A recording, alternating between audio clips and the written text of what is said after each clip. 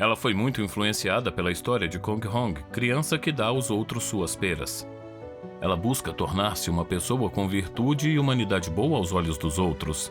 Quando há problemas, ela se comporta humildemente, com tolerância e generosidade.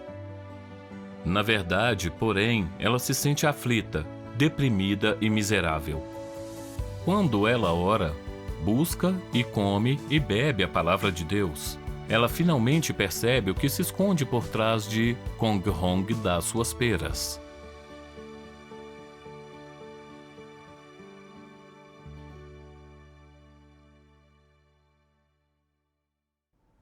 Quando eu era criança, li um texto que me marcou profundamente. A história de Kong Hong e suas peras. Kong Hong deu as maiores peras aos seus irmãos, enquanto ele ficou com a menor e foi elogiado por seu pai. A história estava no clássico dos 3 caracteres. Na época, achei o caráter dele excelente e decidi ser uma criança assim. Então, se havia algo delicioso ou divertido, embora eu o quisesse, eu imitava Kong Hong e dava essas coisas às minhas irmãs. E nunca brigava por elas. Minhas irmãs me amavam por isso. E meus pais me elogiavam e mandavam as outras crianças aprenderem comigo. Isso me levou a achar que esse é o tipo de humanidade que se deve possuir. Quando comecei a crer em Deus, continuei agindo assim. Em meu dever e na vida, nunca brigava por coisas. Em tudo, sempre priorizava os outros. Por isso, eu era aceita por meus irmãos. Diziam que era fácil conviver comigo, que eu não era egoísta. Eu tinha muito orgulho de mim mesma por me comportar assim. E sempre achava que minha humanidade era boa. Após ser revelada por certos ambientes, ganhei algum entendimento das minhas opiniões falaciosas. Em janeiro, precisávamos de muitos obreiros de rega e evangelismo. Por isso, tive que procurar e treinar obreiros de rega. Quando eu encontrava irmãos aptos para a rega, o pessoal evangelístico chegava a eles antes de mim. Isso me deixava infeliz. Mas tinha vergonha de dizê-lo, pois temia que me achassem egoísta. Então, criei um método. Eu disse ao diácono de rega que as pessoas aptas para o trabalho de rega estavam sendo levadas pelos obreiros evangelísticos. O diácono de rega teve preconceitos contra eles e não havia cooperação. Uma líder superior soube disso e lidou comigo. Expôs-me por semear discórdia e interromper o trabalho da igreja. Fiquei triste por ser podada e tratada, mas não refleti, nem conheci a mim mesma. Um dia ouvi que a irmã Lizzie tinha bom calibre e entendimento e era apta para o trabalho de rega. Procurei a líder de igreja para pedir a transferência dessa irmã. Mas precisaram de pessoas para pregar, e a líder de igreja enviou Lizzie. Fiquei muito magoada e quis falar com a líder de igreja sobre isso.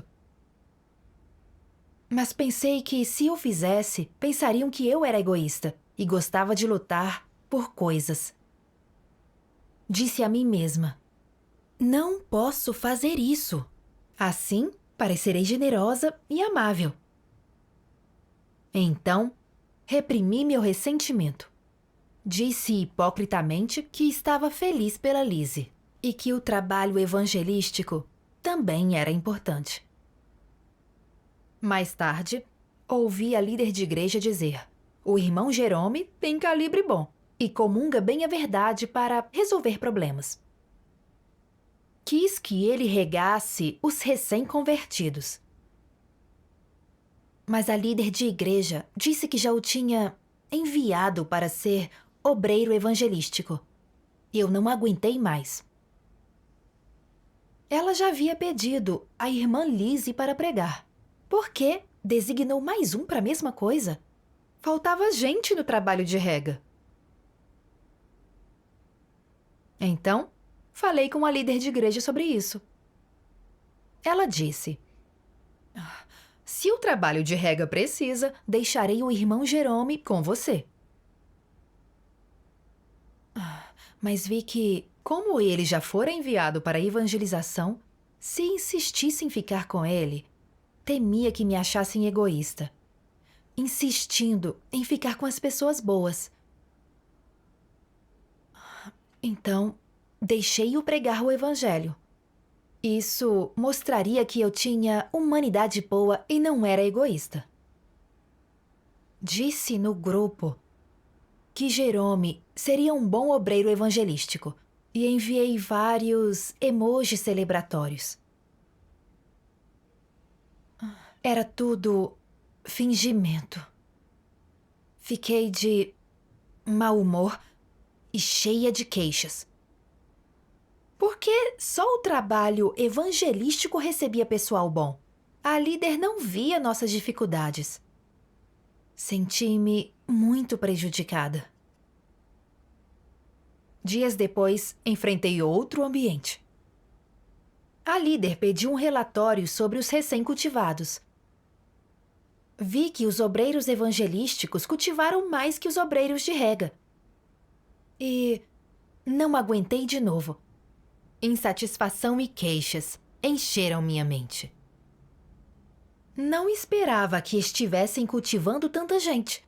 Eu até deixei Lisa e Jerome para eles. Era injusto demais. Havia mais obreiros evangelísticos que regadores. Seriam muitos recém-convertidos para poucos regadores. Senti muita pressão e preconceito contra a minha líder. Ela só pensava no trabalho evangelístico e ninguém pensava na rega. Fiquei muito triste e chorei, sentada ali. Quando o diácono evangelístico e a líder falaram sobre os recém-convertidos no grupo, eu me senti excluída e fiquei tão frustrada que até quis sair do grupo. Naquele dia, não consegui comer. Deitei-me na cama, soluçando, e pensei que ficaria doente. Uma irmã viu meu estado e disse que eu não falava abertamente e disfarçava, para que pensassem que eu era humilde e me admirassem. Depois do lembrete da minha irmã, refleti sobre mim mesma. Na palavra de Deus eu li: vocês sabem quem é realmente um fariseu? Existem fariseus ao seu redor? Por que essas pessoas são chamadas de fariseus? Como um fariseu é descrito? São pessoas que são hipócritas, completamente falsas e encenam tudo o que fazem. Que tipo de encenação elas fazem? Elas fingem ser boas, gentis e positivas. É isso que essas pessoas são de fato? De forma alguma. Dado que são hipócritas, tudo que é manifestado e revelado nelas é falso. É tudo fingimento. Não é a sua face verdadeira. Onde se esconde seu rosto verdadeiro? Ele se esconde no fundo do seu coração para jamais ser visto por outros. Tudo que está do lado de fora é uma encenação. É tudo falso. Mas só podem enganar pessoas. Não podem enganar a Deus. Para os outros, essas pessoas parecem muito devotas e humildes. Mas, na verdade, isso é falso. Elas parecem tolerantes, pacientes e amorosas.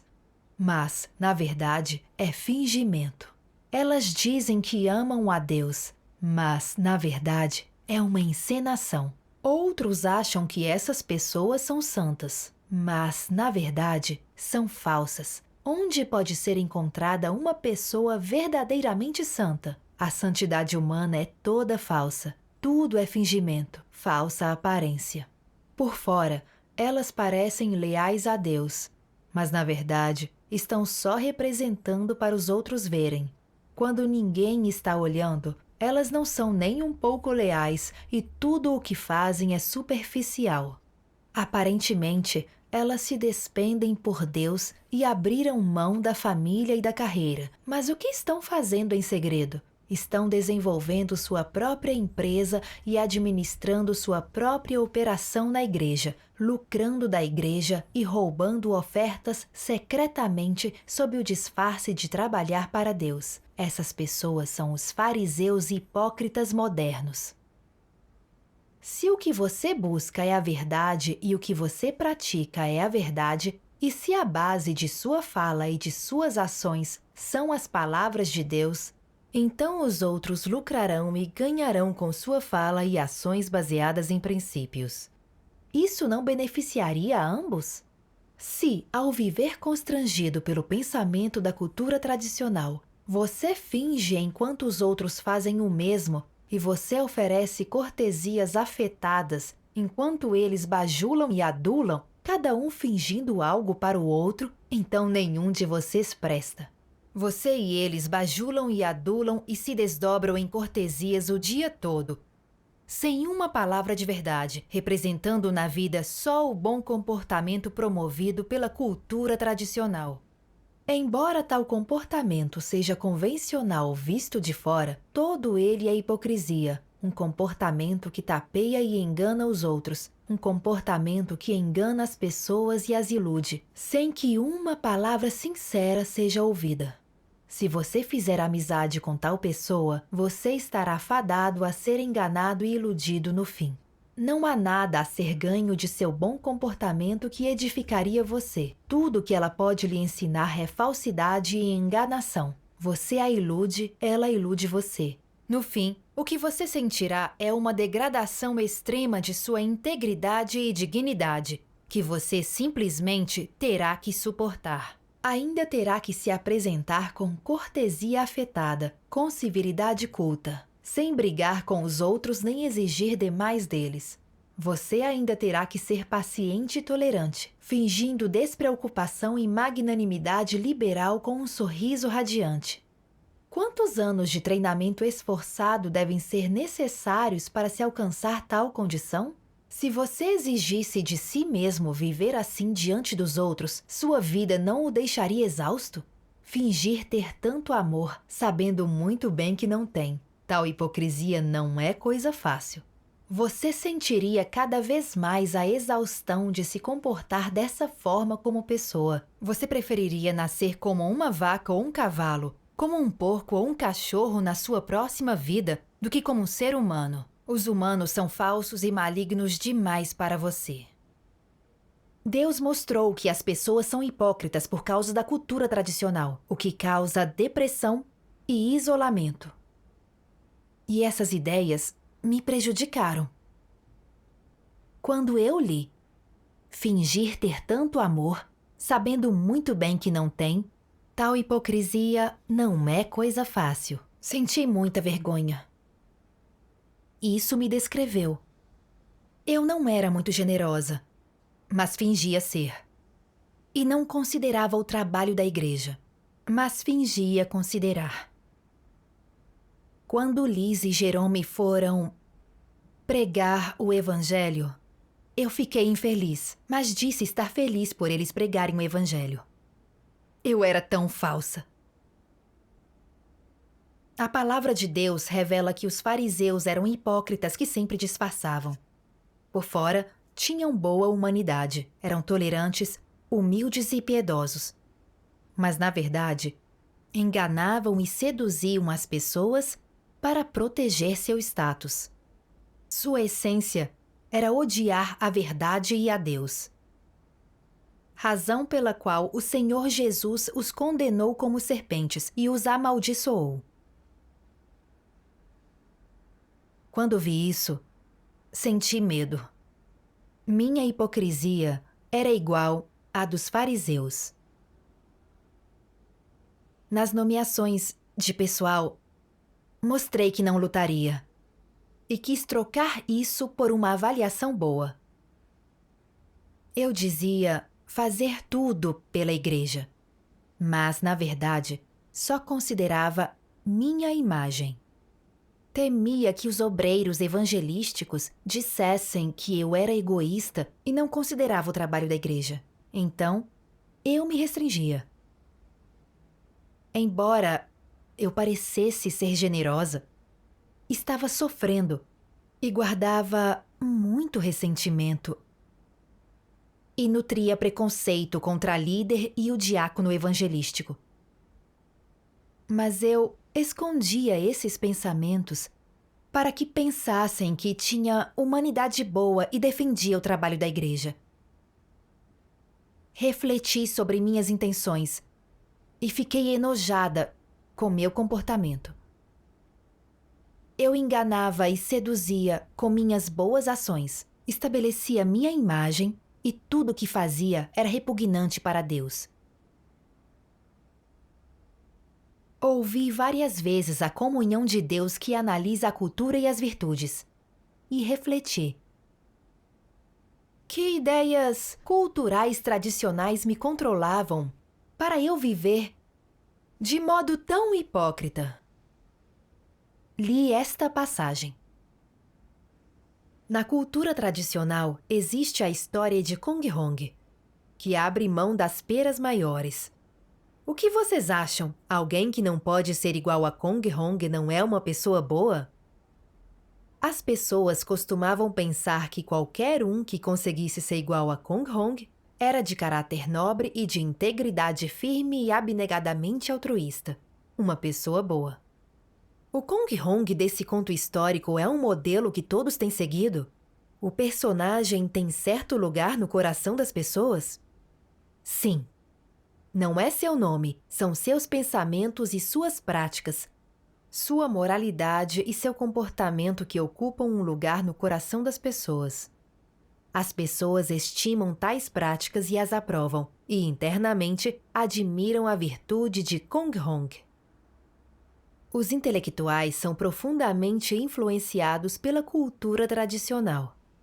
Eles não só a aceitam, eles aceitam muitos pensamentos e opiniões da cultura tradicional no fundo do seu coração, onde os tratam como coisas positivas. Eles até tratam alguns provérbios famosos como máximas.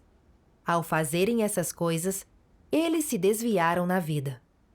A cultura tradicional é representada nos ensinamentos do confucionismo, que contém um corpo de ideologia e teorias que promovem principalmente moral e cultura tradicionais. Ao longo das dinastias, esses ensinamentos têm sido estimados pelas classes dominantes, que reverenciavam Confúcio e Mêncio como sábios.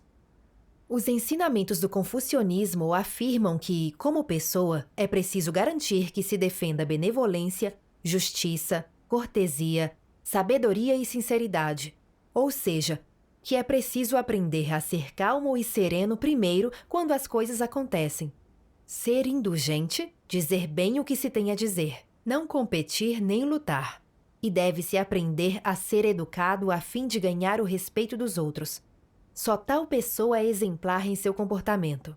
Tal pessoa se posiciona acima do povo comum. Para ela, todos os outros devem ser indultados e tolerados. O efeito do conhecimento é enorme. Tais pessoas não parecem ser hipócritas. Com conhecimento suficiente, as pessoas se tornam hipócritas. A frase que descreve esse bando de acadêmicos cultos e refinados é elegância erudita.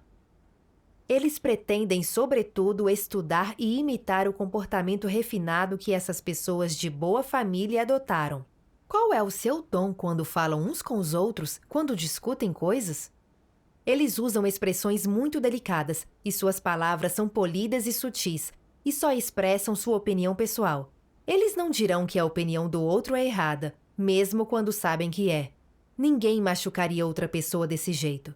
E sua fala é toda meiga, é como o algodão se esfregando em algodão. Cordialidades indolores que enjoam aqueles que as ouvem e os deixam angustiados e irritados. Tais pessoas são muito pretensiosas. Elas aplicam sua pretensão até a menor das coisas, a embrulham lindamente, sem que ninguém diga o que é. Quando elas estão na frente de povo comum, que tipo de postura querem exibir? Que tipo de imagem querem projetar? Elas tentam fazer com que o povo comum as veja como cavalheiros humildes.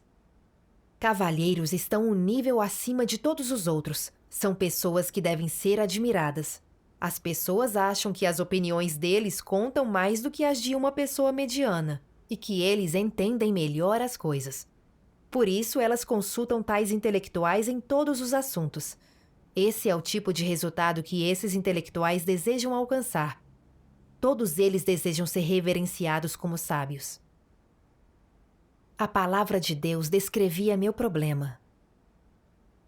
Por que eu via essas boas ações hipócritas como algo a ser imitado? Porque fui influenciada pela história de Kong Hong que dava suas peras. Eu vivia segundo essa ideia desde a infância. Para pensarem que eu era uma criança boa, eu dava meus brinquedos e lanches favoritos às minhas irmãs. Quando cresci, também era humilde e generosa em tudo. Embora relutasse, eu achava que só assim eu mostraria ter humanidade boa e bons modos, e que era o único jeito de ganhar respeito. Por isso eu suportava. Quando comecei a crer em Deus, ainda praticava essa noção tradicional. Na questão dessas duas nomeações, eu fui tolerante. Faltavam regadores, mas usei uma máscara de devoção altruísta e abri mão de 2 pessoas aptas para a rega. Isso me fazia parecer muito nobre e generosa. Mas eu chorava em segredo por causa da falta de pessoal. Cultivei um preconceito contra a líder e, no fim, o trabalho de rega foi afetado. Qual era o sentido de dar dessa forma? Por minha boa imagem, adotei a postura nobre de Kong Hong, mesmo que afetasse o trabalho. Eu era uma autêntica hipócrita. Se realmente ligasse para o trabalho, teria avaliado nossa necessidade de pessoal segundo as exigências reais. Mas, para proteger minha imagem, não segui os princípios. Mesmo quando o trabalho de rega foi afetado, permiti que as pessoas fossem embora. Eu ganhei elogios e atrasei o trabalho de rega. Deus diz que tais pessoas são hipócritas. Meu comportamento era muito falso.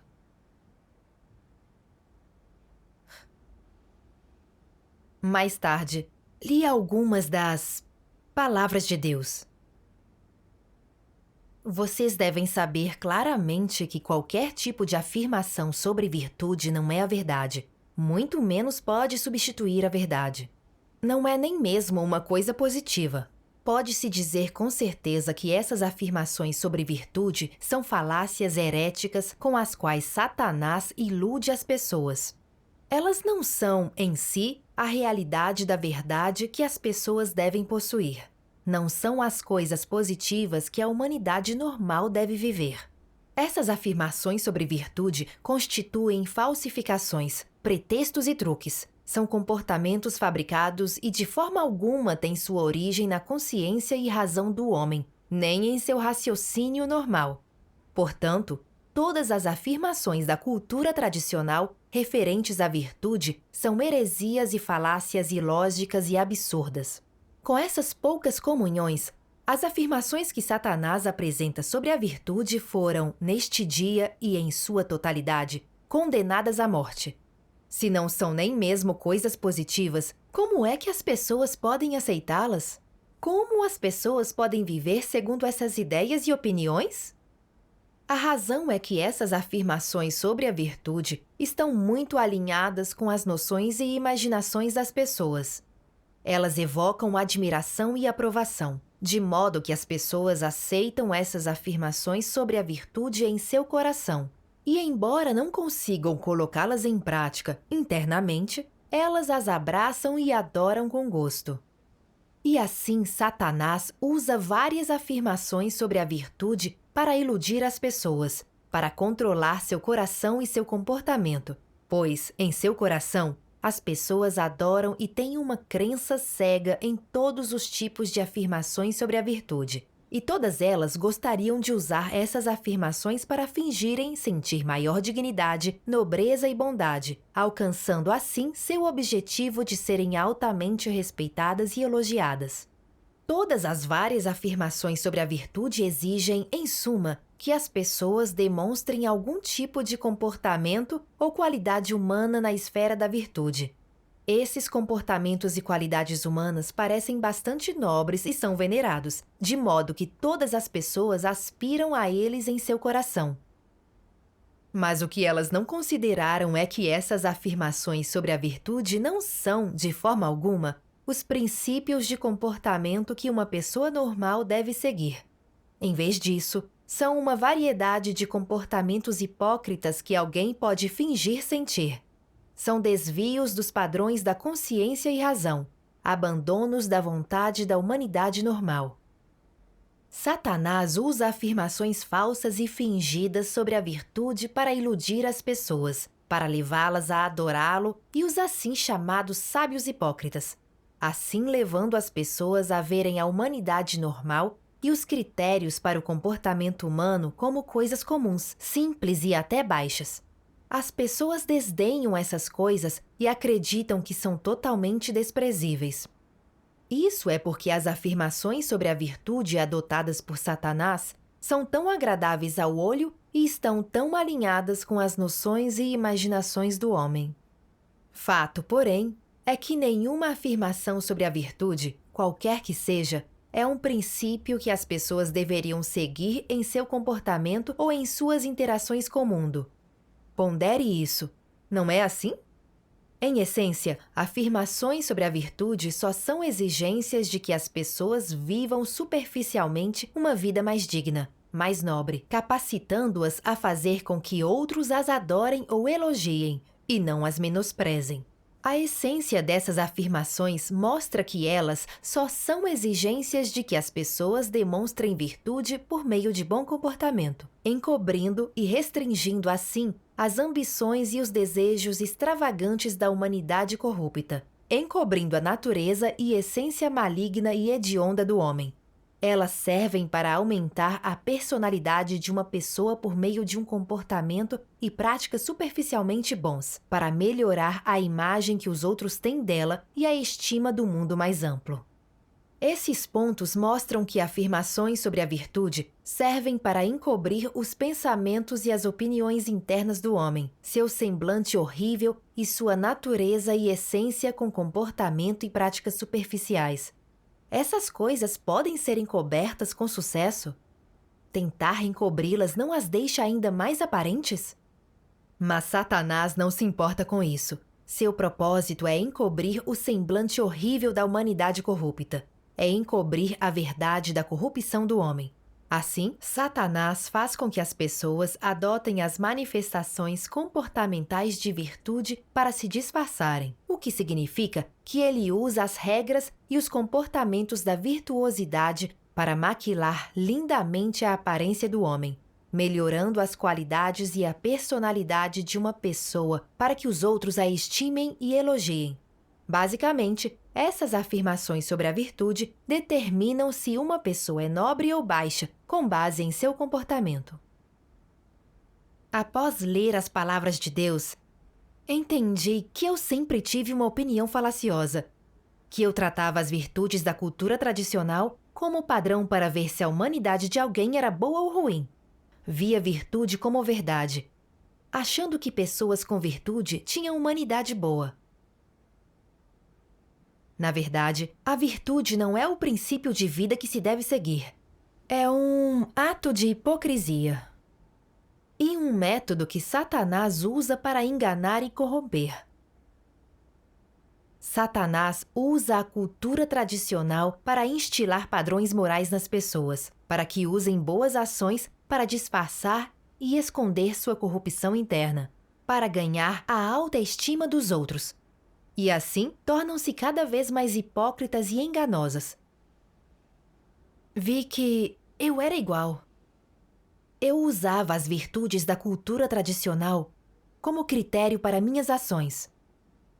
Embora parecesse que eu convivia bem com os outros, na verdade, eu me obrigava a fazer boas ações para que dissessem que eu era boa e para manter minha imagem em seus corações.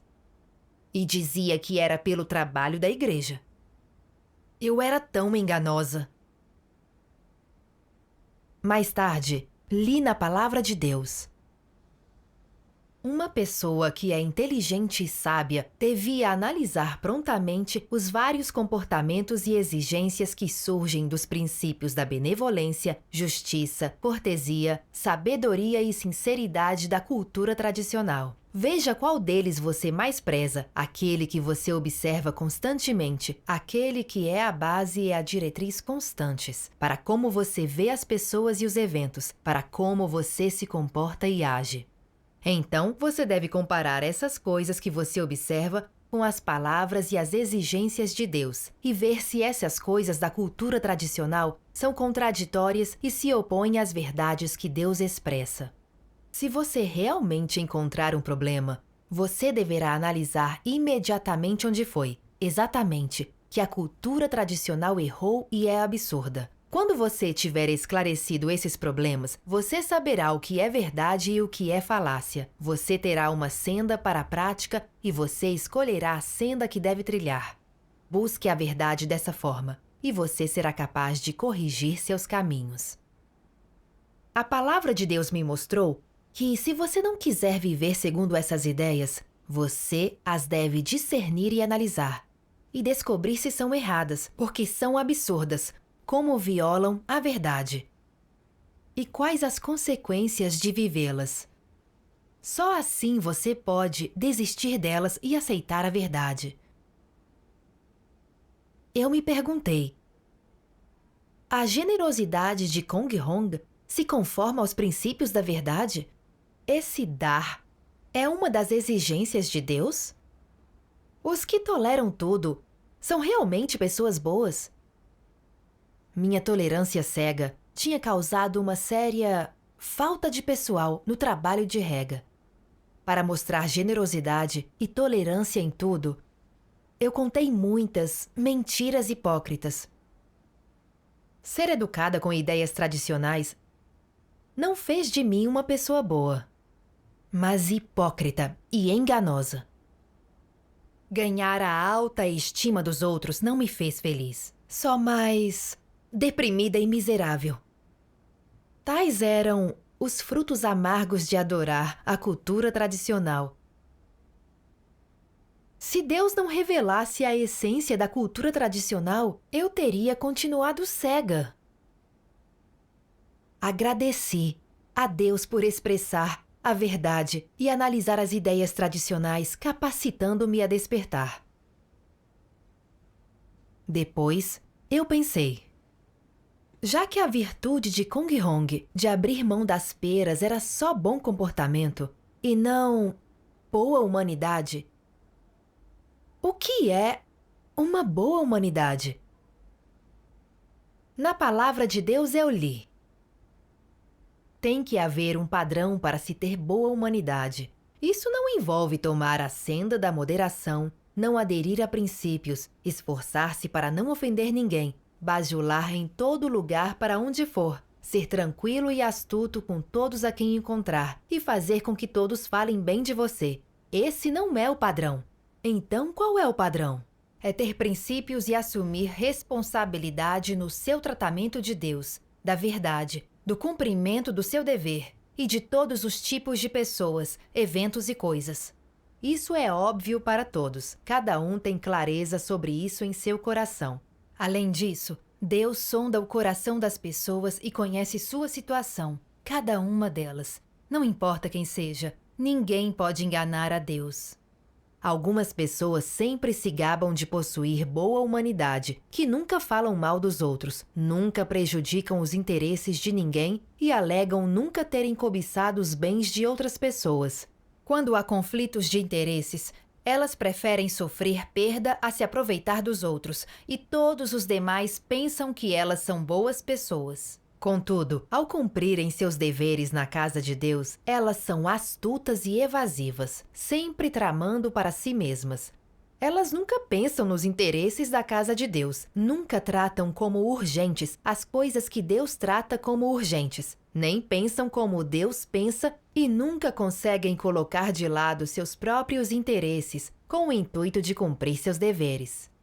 Elas nunca renunciam aos seus próprios interesses. Até quando veem malfeitores cometendo mal, elas não os expõem, elas não têm quaisquer princípios. Que tipo de humanidade é essa? Não é uma humanidade boa. Não dê atenção ao que tal pessoa diz. Você deve ver o que ela vive, o que revela e qual é a atitude dela quando cumpre os deveres, bem como qual é o estado interno dela e o que ela ama. Se seu amor por sua própria fama e fortuna excede sua lealdade a Deus, se seu amor por sua própria fama e fortuna excede os interesses da casa de Deus, ou se seu amor por sua própria fama e fortuna excede a consideração que demonstra por Deus, então tal pessoa possui humanidade? Isso não é alguém com humanidade. Seu comportamento pode ser visto por outros e por Deus. É muito difícil que tal pessoa ganhe a verdade. A palavra de Deus me mostrou que alguém com humanidade boa ama a verdade. É responsável nos deveres, adere aos princípios da verdade e defende a igreja. Os que por fora toleram cegamente e sem princípios e preferem perder a se aproveitar dos outros, embora tenham bom caráter, sempre buscam proteger seus interesses pessoais, não praticam a verdade nem consideram o trabalho. Esses não têm humanidade boa. Não queria mais viver assim e ser uma falsa boa pessoa. E queria viver conforme as exigências de Deus. Ao ler a palavra de Deus, encontrei uma senda de prática. Você deve buscar a verdade para resolver qualquer problema que surge, não importa o que seja, e de forma alguma deve se disfarçar ou mostrar um rosto falso aos outros.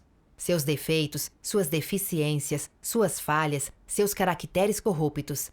Seja completamente aberto em relação a todos eles e comungue sobre todos eles. Não os guarde no interior. Aprender a se abrir é o primeiro passo em direção à entrada na vida e ao primeiro obstáculo, que é o mais difícil de superar.